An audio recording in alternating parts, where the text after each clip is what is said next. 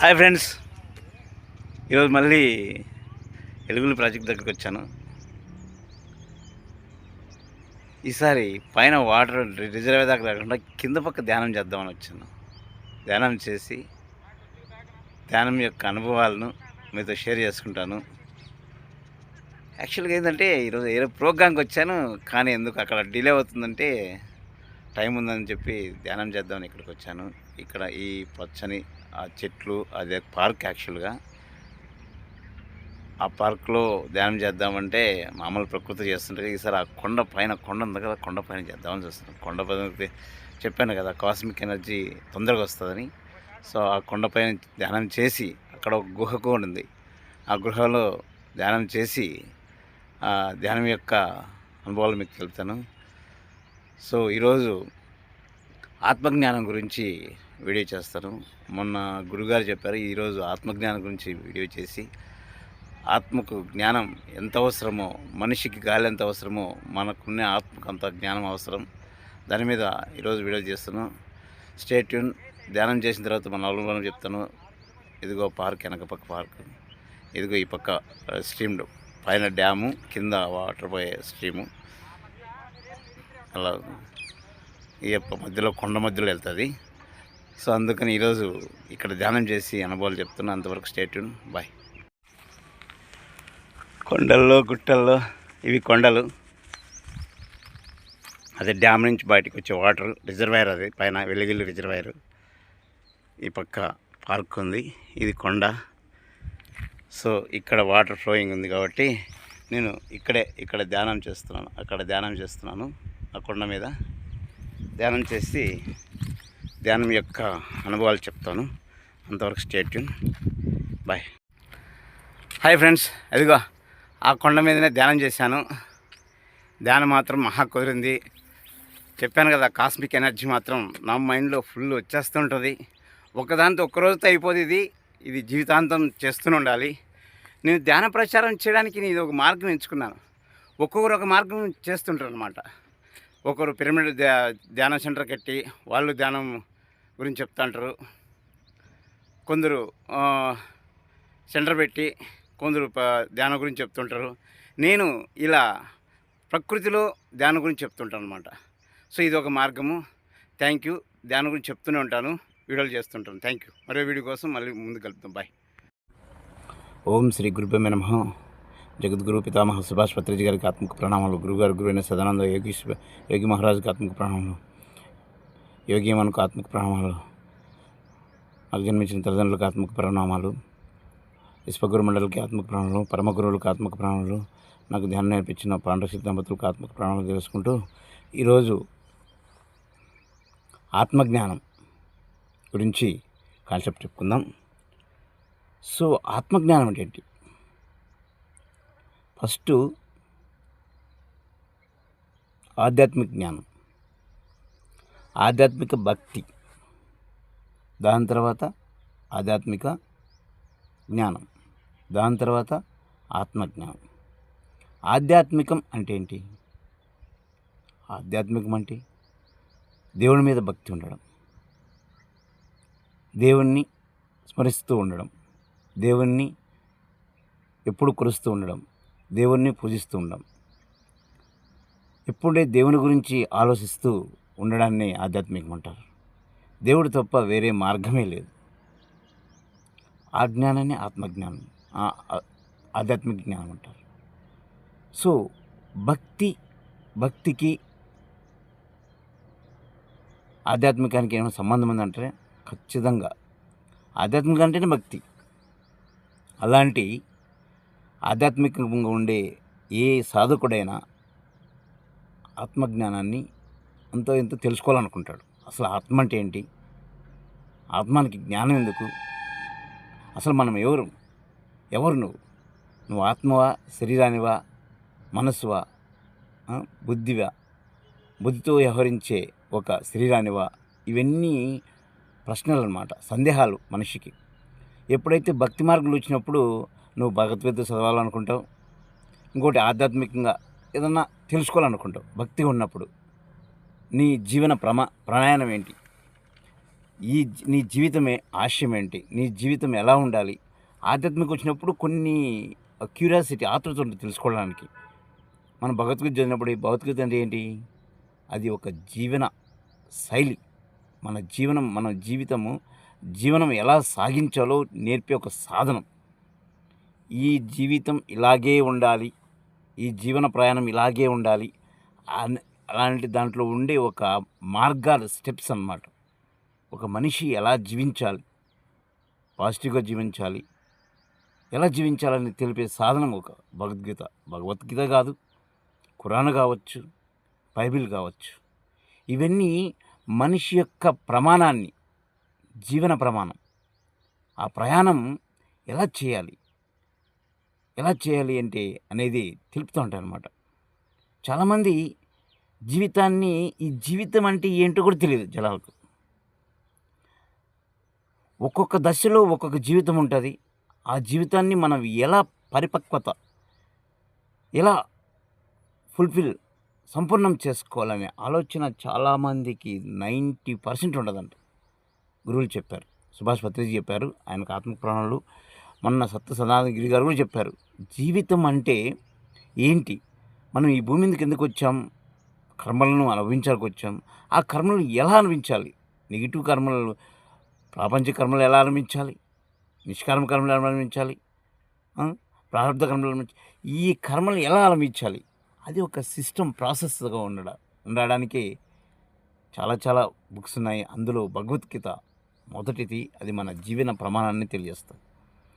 So ఈ జీవితము ఎలా 10 మందికి సహాయపడేలా ఉండాలా, 10 మందిని ద్వేషించడానికి ఉండాలా, 10 మందిని మోసం చేయడానికి ఉపయోగించాలా అనేది మన అనుభవాలను బట్టి కొన్ని బుక్స్ను తెలుసుకొని, కొన్ని బుక్స్ ద్వారా తెలుసుకొని, కొందరు గురువాలు తెలుసుకొని మనము జీవితాన్ని సాగించాలనేది పత్రిజీ గారు చెప్తుంటారు అన్నమాట. అందరూ బతుకుతారు. కుక్క బతుకుతుంది, నక్క బతుకుతుంది, చీమలు బతుకుతాయి, జీవులన్నీ 84 లక్షల జీవరాశులన్నీ బతుకుతాయి. ఏవి వాటికి ఇచ్చిన జీవన విధానం ఎలా ఉంటుందో అవి బతుకుతుంటాయి. కానీ మనిషి మాత్రమే ఆశలు, ఆశయాలు, కోరికలు, వీటన్నిటిని మిళితమే ఉంటుంది. అతని ఆలోచన విధానాలు ఎలా ఉంటుందంటే, ఒక మనిషి ఎలా ఉంటుందంటే, ద్వాపర యుగానికి కలియుగానికి మధ్య తేడా ఒక విషయం చెప్తాను. మనిషి ఆలోచన ఎలా మారిపోతుంటుంది, క్షణంలో మారిపోతుంటుంది. మనిషి ఎలా మారిపోతుందంటే, క్షణానికి ఇప్పుడున్న మనసు ఇంకొక క్షణంలో మారిపోతుంటుంది. ఆలోచన మీద మారుతుంది.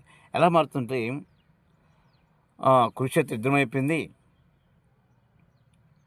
ధర్మరాజు పట్టాభిషేకం అయినాడు. ఒకసారి శ్రీకృష్ణుడు, ధర్మరాజు ఇద్దరు అట్లా వీధుల్లో నడుస్తూ ఉంటే, ఎలా ప్రజల జీవన విధానం ఎలా ఉంది, బాగుందా లేదని నడుస్తూ ఉంటే వెళ్తూ ఉంటారు. వెళ్తున్నప్పుడు ఒక చెట్టు కింద వీళ్ళకు ఒక చిన్న పిల్లోడు ఏడిచిన సౌండ్ వినిపిస్తుంది. ఎక్కడో చిన్నపిల్లాడు ఏడుస్తున్నాడు బావా అని ధర్మరాజు అడుగుతాడు. అటు ఇటు చూస్తే ఒక చెట్టు కింద ఒక చిన్నపిల్లాడు ఓరమని ఏడుస్తూ ఉంటాడు. అప్పుడు ధర్మరాజు, మామూలుగా నా రాజ్యంలో ఎవరు ధర్మంగానే బతుకుతారు అని చెప్పేసి ఆయన ఇప్పుడు ధర్మంగా బతుకుతాడు. జీవన విధానం ధర్మంగా ఉండాలి, ఎవరు అధర్మంగా ఉండకూడదు, ఎవరు అసత్యాలు మాట్లాడకూడదు, సత్యంలో మాట్లాడాలనే ఆ యుగం, ద్వాపర యుగం అలాంటిది అన్నమాట. ఆయన రాజ్యం అలా ఉండాలని ధర్మరాజు ఎప్పుడు అనుకుంటాడు అనమాట. అలా అప్పుడు శ్రీకృష్ణుడు ఇద్దరు ఆ చెట్టు దగ్గర పోతారు. అప్పుడు శ్రీకృష్ణుడు గారు, ఆయన సర్వాంతరామి, పరమాత్మ కదా, ఆయనకు అన్నీ తెలుసు. ఆ పిల్లాన్ని ఎత్తుకోబోతే ధర్మరాజు ఆ పిల్లాన్ని ఎత్తుకోవాలని వెళ్తాడు. బాబా ధర్మరాజు గారు చెప్తాడు, ధర్మరాజు బాబా ఆ పిల్లని ఎత్తుకోవద్దు, నువ్వు ఆ పిల్లడికి ఎత్తుకోవద్దు, అతను కలిపురుషుడు, అతను ఎత్తుకుంటే ప్రజలు చాలా ఇబ్బంది పడతారు. అతను కానీ ఎవరిలోన ప్రవేశిస్తే అతను జీవితం అతలాకుతం అవుతుంది, అతను ముట్టుకోవద్దు అని చెప్తాడు. అయ్యో బావా, నేను ధర్మంగా బతకాలని, నా రాజ్యంలో ఎవరు అధర్మంగా ఉండకూడదు, ఎవరు రక్షణ లేకుండా ఉండకూడదు, ఈ పిల్లని నేను ఎత్తుకొని తీరుతాను అని చెప్తాను అనమాట. వద్దు బావంటే కూడా ధర్మరాజు వెళ్ళి ఆ అబ్బాయిని ఎత్తుకుంటారు. చిన్నపిల్లని ఎత్తుకుంటే ఆ పిల్లడు ఆ చిన్న పిల్లవాడు అదృశ్యమై ఒక పెద్ద పురుషుడిగా అవతరించి చూస్తాడు. అప్పుడు ధర్మరాజు చెప్తాడు కల్పురుషునికి, చూడు, నువ్వు నా వల్ల ఈ భూమి మీదకి వచ్చావు, ఈ పృథ్వీ మీదకి వచ్చావు, కాబట్టి నేను చెప్పినట్టు నువ్వు వినాలి. ఏమి వినాలి? నువ్వు మునులు కానీ మునీశ్వరులు కానీ మంచి వాళ్ళు, మంచి ప్రవర్తన వాళ్ళలోకి నువ్వు ప్రవేశించద్దు. వాళ్ళ దగ్గర నువ్వు ప్రవేశించద్దు. ధర్మబద్ధంగా సరైన ప్రవర్తనగా ఎవరైతే నడుచుకుంటున్నారో ఈ లోకంలో వాళ్ళ జోలికి నువ్వు వెళ్ళొద్దు. ఎవరైతే ఇతరుల పట్ల నీచంగా ఉంటూ జూదాలాడుతూ పురుషులైతే జూదాలాడుతూ ఉంటారు, ఇతరుల వల్ల మోసాలు చేస్తుంటారు, వాళ్ళతో నువ్వు ప్రవేశించు. కానీ అలాగే స్త్రీలు ఎవరైతే అసాంఘిక కార్యక్రమాలు చేస్తుంటారో అలాంటి స్త్రీలలో నువ్వు ప్రవేశించు. కానీ చెప్పేసి ధర్మరాజు శ్రీకృష్ణుడు వెళ్ళిపోతాడు రాజ్యానికి. అప్పుడేమవుతుందంటే సరే మహారాజు అని చెప్పేసి వెళ్ళిపోతాడు.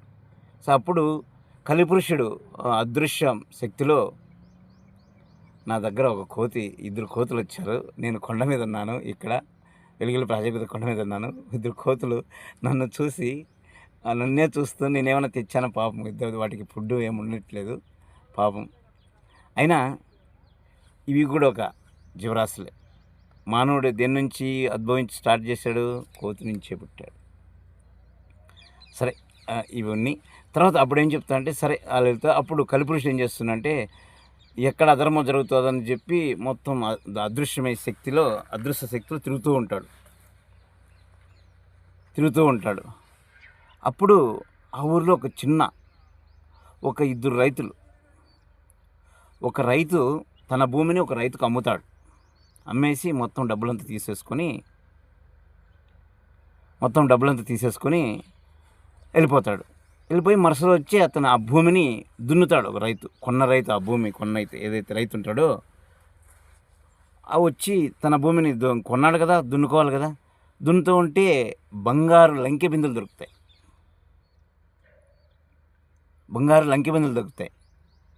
అప్పుడు ఇవి నావి కాదు అని చెప్పేసి అతన్ని, ఎవరైతే భూమి ఆశయం ఉన్నాడో, పాత భూమి ఆశయం, అతన్ని పిలిపించి, ఈ బిందెలు నావి కాదు, ఇవి నీవే తీసేసుకో, అంటే నాకు సంబంధం లేదు, నీకు అమ్మేస్తాను, నువ్వు ఏమైనా చేసుకో బిందెలు అని చెప్తాడు.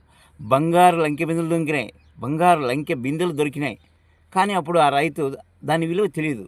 అంటే అప్పుడు అంత ఇది నీదే వస్తువు, ఇది నీ భూమిలో ఇందులో నువ్వే దున్నినావు కదా, ఇప్పుడు నీదే అది అని చెప్పేసి కొన్నవాడు చెప్తాడు. ఎవరు అమ్మిన ఆ రైతుకు. ఆ రైతు లేదు, నీకు నేను అమ్మేసినాను, నాకు సంబంధం లేదు, ఆ భూమిలో ఏం దొరికినా నీకే సంబంధం అంటే ఇవి నేను తీసుకోనని చెప్పేసి, నువ్వే తీసుకో అని చెప్పేసి ఎవరైతే అమ్మిన రైతుకు చెప్తాడు. కొన్న రైతు ఇద్దరు ఒప్పుకోరు. నువ్వంటే నీదంటే నీదంటే. సరే, ఈ విషయము ధర్మరాజు దగ్గరికి తీసుకుపోతారు. అందులో చుట్టుపక్కల ఉండి ధర్మరాజు దగ్గరికి పోతే, రాజు దగ్గరికి వెళ్ళండి, మీ సమస్య పరిష్కారం చెప్తా ఉంటాడు. ధర్మరాజు ఇద్దరు చెప్పిన మాటలు వినేసి, సరే 2 రోజుల తర్వాత రండి అని చెప్తాడు. సరే 2 రోజుల తర్వాత ద్వాపరయుగం అంతమైపోయింది. 2 రోజులకి ద్వాపరయుగం అంతమైపోయింది. అప్పుడేమవుతుంది? కలియుగం వచ్చేసింది. ఎందుకంటే రాజు పుట్టినాడు కదా, కలియుగం వచ్చేసింది. అప్పుడు చూసారా, ద్వాపరయుగం ఎప్పుడైతే అంతమైపోయిందో మనుష్యుల మనస్తత్వం మారిపోయింది. కలియుగం వస్తానే విపరీతమైన కోరికలు పుట్టేసినాయి, ఆలోచనలు మారిపోయినాయి, అన్నీ మారిపోయినాయి. అప్పుడు మళ్ళీ వాళ్ళిద్దరు వస్తే, ఇద్దరు రైతులు, మొదలు కొన్న రైతు ఏం చెప్తాడు? మహాప్రభు, నేను అతని దగ్గర భూమి కొన్నాను, అతను నేను దున్నుతుంటే నాకు లంకె బిందులు వచ్చినాయి, బంగారు బిందులు వచ్చినాయి, అవి నాకే సొంతము, కాబట్టి మీరే న్యాయం చేయండి అని చెప్తాడు. అప్పుడు రెండో రైతు, అమ్మిన రైతు ఏం చెప్తాడు? లేదు మహాప్రభు, అవి మా ముత్తాతల నుంచి ఆ భూమి ఉంది, అప్పుడు వాళ్ళు నిధులు అక్కడ దాచిపెట్టినారు,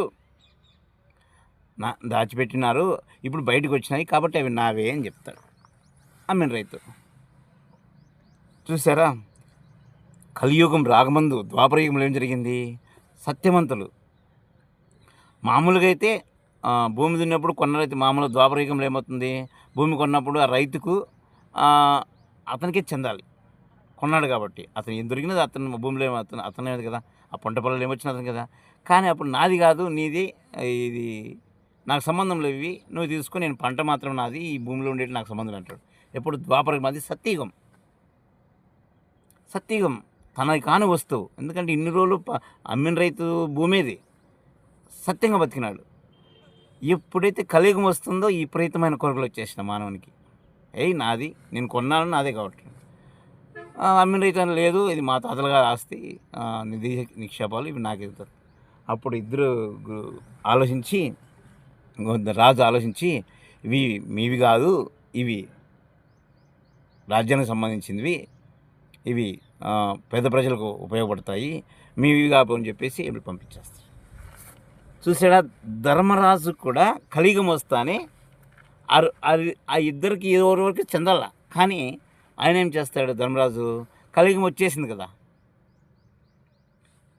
మీ ఇద్దరు కాదు, ఇవి రాజ్యానివి, మీ ఇద్దరు వెళ్ళిపోండి, ఈ రాజ్యానికి పేద ప్రజలకు ఎవరికైనా ఉపయోగిస్తామని చెప్పేసి ఆ సంపదనంతా తీసేసుకుంటారు. ఇక్కడ ఎవరు న్యాయంగా, ఎవరికి రాయాలి న్యాయంగా ఆ అలంకి బిందులు అనేటివి? చూసారా, మనిషి ఎలా మారుతాడనేది నిమిషానికి ఇదే కలియుగంలో ఇలాంటివన్నీ జరుగుతాయి. సో ఇప్పుడు ఇదన్నమాట. ఇప్పుడు దీని గురించి ఎందుకు చెప్తున్నా అంటే, మనిషి కోరికలు అలా ఉంటాయి. యుగం మారే కొద్దీ, క్షణం మారే కొద్దీ మనిషి మారిపోతుంటాడు. అలాంటి మనిషికి ఆత్మజ్ఞానం అవసరమా లేదా అనేది, మామూలుగా వాళ్ళకు కానీ ఆత్మజ్ఞానం ఉంటే వాళ్ళని తెలుసు పరిష్కారం చేసుకునేవాళ్ళు, వాళ్ళు అజ్ఞానులు. ఆ యుగంలో సత్యంగా ఉన్నారు, ఈ యుగంలో ఆశపోతులు అయిపోయినారు, కోరికలు మనుషులు అయిపోయినారు. అదే ఆత్మజ్ఞానం ఉంటే, అదే పరమాత్ముడు ఏమని చెప్పాడు, ఆయనకు అన్నీ తెలుసు కాబట్టి చెప్తాడు. అదన్నమాట. సో ఇప్పుడు ఆత్మ మన శరీరంలో ఉంటుంది, మనములను ఉత్తేజపరుస్తుంది. అణువణువు ఉండే మనలో ఉండే ఆ శక్తిని ఉత్తేజపరిచేదే ఆత్మ. అది మనలోనే ఉంటుంది, మనల్ని అణువణువును ఉత్తేజపడుతుంది, అది ఆత్మ. ఆత్మకు జ్ఞానం అంటే ఏంటి? ఎలా జీవించాలి, ఎలా బ్రతకాలి,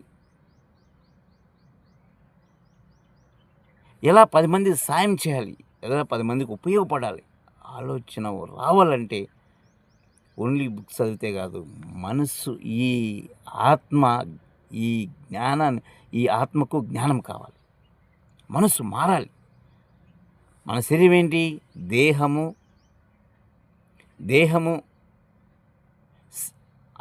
మనసు, ఆత్మ, మన శరీరం ఉండేది. ఈ రెండింటినీ కలిసి నడిపేది ఆత్మ. శరీరం ఉత్తేజంగా ఉండాలంటే మనసు ఉత్తేజంగా, ఆత్మ ఉత్తేజపడాలి. ఆత్మ ఉత్తేజపడితేనే, ఆత్మ జ్ఞానం ఉంటేనే, ఇవి రెండు మిళితం చేసి దీన్ని ముందుకు నడిపి 10 మందికి ఉపయోగపడాలి చేస్తుంది. అదే ఆత్మ జ్ఞానం. చూసారా, ఆత్మజ్ఞానం వల్ల ఎంత ఉపయోగం ఉందో దాన్ని తెలుసుకోవాలి. ఆత్మజ్ఞానం మన ఇంకో ఎగ్జాంపుల్ ఏంటంటే, ఈ ఆత్మ ఎలా ఉంటుందంటే, ఫర్ ఎగ్జాంపుల్ అద్దం మీద ఒక మరక ఉంది, మన ఫేసు సరిగ్గా కనపడదు. ఏం చేస్తాం, ఏదైతే ఆ మరకను తుడిపేసేస్తే మనం ఫేస్ ఎలా కనపడుతుందో, అలాగే మనలో ఉండే ఈ క్రామ, క్రోధ, లోభ, మోహ, మద, మాశ్చర్యాల, అహంకారాలన్నీ తొలగిస్తే, పైన ఇవన్నీ పొరలు, ఇవి తొలగిస్తేనే మనము జ్ఞానులుగా మారుతాం. అజ్ఞానం అంతా పోతుంది. ఈ చిన్న పొరలను అలాగే అగ్ని వెలిగించినప్పుడు పైన పొగ పోతుంది, ఆ పొగను తీసేస్తే అగ్ని కనపడదు, ఆ పొగ ఉండడం వల్ల అగ్ని కనపడదు. అలాగే మన మనసుకు, మన ఆత్మకు ఇవన్నీ ఈ పై మాయ ప్రపంచాలన్నీ పొరలు, అవన్నీ తొలగించుకుంటే మనకు జ్ఞానం వస్తుంది. మన యొక్క జ్ఞానం, మన యొక్క విలువ తెలుస్తుంది. మనం ఏంటి అనేది తెలుస్తుంది. అందుకే ఆత్మజ్ఞానం అవసరం. ఆ జ్ఞానం అవసరం. అది వేదాల్లోనే దొరుకుతుంది. ఈ జ్ఞానం రావాలంటే ఒకటి మార్గం, ధ్యాన మార్గం. ఇప్పుడు ఈ సృష్టిలో అనంతమైన జ్ఞానం ఉంది, అనంతమైన శక్తి ఉంది. మనలో ఉండే శక్తిని, ఈ కాస్మిక్ ఎనర్జీ, ఈ విశ్వంలో ఉన్న శక్తిని కనెక్ట్ చేసేది ఒకే ఒక సాధనము, ధ్యానము. ఎప్పుడైతే ఇవి రెండు కనెక్షన్లు పైన పైన పైన జ్ఞానానికి, కింద మన ఆత్మశక్తికి రెండు, మన శక్తికి రెండు కనెక్షన్ ఇస్తామో అప్పుడే మనం పరిపూర్ణమైపోతాము, పరిపూర్ణ వ్యక్తిగా మారిపోతాము. వాళ్ళే యోగులు. అలాంటి పరిపూర్ణమైన వ్యక్తులు గౌతమ బుద్ధుడు, రమణ మహర్షి, రామకృష్ణ పరమహంస, వివేకానందుడు, యోగేమున, పోతులూరు వీరబ్రహ్మేంద్ర స్వామి. ఆయన కాలజ్ఞానం రాశారు కదా. ఎప్పుడైతే మనలో ఉండే ఈ చైతన్య శక్తి, పైన కాస్మిక్ ఎనర్జీ, అనంత శక్తి రెండు కనెక్షన్ అయితే వస్తాయో అప్పుడే మనలో ఉండే ఈ శక్తి బయటకు వచ్చి 10 మందికి జ్యోతిగా వెలుగుతాయి. వాళ్ళ ఆత్మజ్యోతి వెలుగుతుంది. ఆత్మజ్యోతి ఎప్పుడూ వెలుగుతూనే ఉంటుంది, మనలో ఎప్పుడూ వెలుగుతుంటుంది. కానీ ఈ ఈ చిన్న మసక, ఈ పొరలు ఏవైతే ఉన్నాయో, కామక్రోధ హర్షడ్వర్గాలు అయితే ఉన్నాయో, అవి మనిషిలో ఉన్నంత వరకు, ఆ పొరలు ఉన్నంత వరకు మనిషికి జ్ఞానం రాదు. ఆ పొరలు ఆత్మజ్యోతి, మనం ఒక ఆత్మజ్యోతి, మన శక్తి, మన శరీరం ఒక ఆత్మజ్యోతి, మన ఆత్మ యొక్క జ్యోతి ఎప్పుడు వెలుగుతూ ఉంటుంది. ఎప్పుడు ఎలాగదంటే, ఇవైతే పొరలు అయితే ఉంటాయి కదా. ఇప్పుడు మేఘాలు ఉన్నాయి, పైన సూర్యుడు ఉన్నాడు. సూర్యుడికి మేఘాలు ఇప్పుడు అడ్డం ఉన్నాయనుకో, సూర్యుడు కిందికి రాడు. ఈ పొరలు ఎప్పుడైతే ఆ మేఘాలు పక్కకు పోతాయో సూర్యుడు కిందికి వస్తాడు కదా. అట్లాగే మనలో కూడా ఈ అషడ్వర్గాలు ఎప్పుడైతే ఉంటాయి, మన మనసులో ఉంటాయో, ఆ శక్తి, ఆ ఎనర్జీ పైన ఉండేది మనకు కనపడదు. ఈ ఆత్మను చైతన్యపరచాలి, జ్ఞానాన్ని పెంచుకోవాలి. ఎప్పుడైతే ఆత్మశక్తిని, పైన కాస్మిక్ ఎనర్జీని కనెక్షన్ ఇస్తామో అప్పుడే మనలో శక్తి, ఆత్మజ్ఞానం పెరిగి మనం పరిపూర్ణమవుతాం. మన జీవిత గమ్యం సార్థకవంతం అవుతుంది అనేది ఈ జ్ఞానం యొక్క, ఈరోజు ఆత్మజ్ఞానం యొక్క కాన్సెప్ట్. సో ఈ ఆత్మజ్ఞానాన్ని తెలుసుకోవాలి, ధ్యానం ద్వారా తెలిసి ఈ సాధనం మనకి ఎంత ధ్యానం చేస్తే అంత జ్ఞానం వస్తుంది. ఎన్ని గంటలు మనం ధ్యానం చేస్తే అంత జ్ఞానం పెరిగిపోతుంది. మన పూర్వజన్మలు తెలుసుకోవచ్చు, పాస్ట్, ఫ్యూచరు మొత్తం తెలుసుకోవచ్చు. మనకి ఈ లోకము అనుకూలమైపోతుంది, ఈ ప్రపంచమే మనకు అనుకూలంగా మారిపోతుంది. అంత పవర్ ఉంది ధ్యానం. ధ్యానమే ఎందుకు, తపస్సు చేయొచ్చు కదా. తపస్సు చేయొచ్చు, తపస్సు ద్వారా కూడా తెలుసుకోవచ్చు. అది ఒక వైపు, అది అపరోక్ష జ్ఞానం. తపస్సు ద్వారా వచ్చే జ్ఞానము అపరోక్ష జ్ఞానం. ధ్యానం ద్వారా వచ్చే జ్ఞానం ఆత్మజ్ఞానం. ఈ జ్ఞానాలు మనిషిని రాక్షసుని నుంచి రాముడిగా మారుస్తాయి. అంత ధ్యానానికి పవర్ ఉంది. కాబట్టి ప్రియమైన స్నేహితులారా, నా కోరిక ధ్యాన మార్గమే. ఇప్పుడు నా ఎయిమ్ నేను ఒక ఎయిమ్, ఇప్పుడు ఏంది సంకల్పం ఏంటంటే ధ్యానం చేయాలి, 10 మందికి ధ్యానం నేర్పించాలి, 10 మందికి ధ్యానం గురించి చెప్పాలనేది కాన్సెప్ట్ తప్ప వేరే మార్గాన్ని పెట్టుకోలేదు నేను. ఎన్ని ప్రాపంచిక విషయాలున్నా, ఎన్ని ప్రాపంచిక పనులున్నా, ఏవైనా ఉన్నా, ఈ ప్రాపంచిక మాయ పనులున్న, మాయలో ఉండే ఏవైనా సరే వాటిని నేను కొద్దిగా తగ్గించుకుంటూ ధ్యాన మార్గంలోకి వస్తున్నాను. ఏది ఒకేసారి జరగదు, ఏదైనా నిదానమే ప్రధానం అన్నారు కదా. నిదానమే ప్రధానం కదా, నిదానంగా వస్తుంది ఏదైనా కానీ. అంతెందుకు, ఫస్ట్ సముద్రంలో గెలిచిన రాక్షసులు, దేవతలు ఓర్పు కావాలంటారు. రాక్షసులు ఏం చేశారు, సముద్రంలో కవ్వంతో చిలికితే ఫస్ట్ విషం వస్తుంది. ఎవరు నిరాశ చెందలే, మళ్ళీ ప్రయత్నించినారు. ప్రయత్నం చేస్తే చివరికి అమృతం వస్తుంది. అట్లాగా మన ప్రయత్నం కూడా, సాధన కూడా, మన ధ్యాన సాధన కూడా చేస్తూ చేస్తూ చేస్తూ చేస్తూనే ఒక ఫలితం వస్తుంది. చేస్తాను ఏది రాదు కదా, ఆ దేవతలు అలాంటి వాళ్ళకే అలా జరిగింది, మనం ఎంత చెప్పండి. కాబట్టి ధ్యాన సాధన చేసుకుంటూ చేసుకుంటూ పోతూనే ఉందాం. ధ్యానం చేస్తూ వస్తూ వస్తూ ఆత్మజ్ఞానం పొందుదామనేది ఈ కాన్సెప్ట్. ఈరోజు ఈ ఎపిసోడు నాకు ఈ ధ్యానాన్ని ప్రసాదిస్తున్న పరమగురువు పితామహ సుభాష్ పత్రిజ్ గారికి ఆత్మపూర్వక ప్రణామాలు తెలియజేసుకుంటూ, మీరందరూ కూడా ధ్యాన మార్గంలోకి రావాలని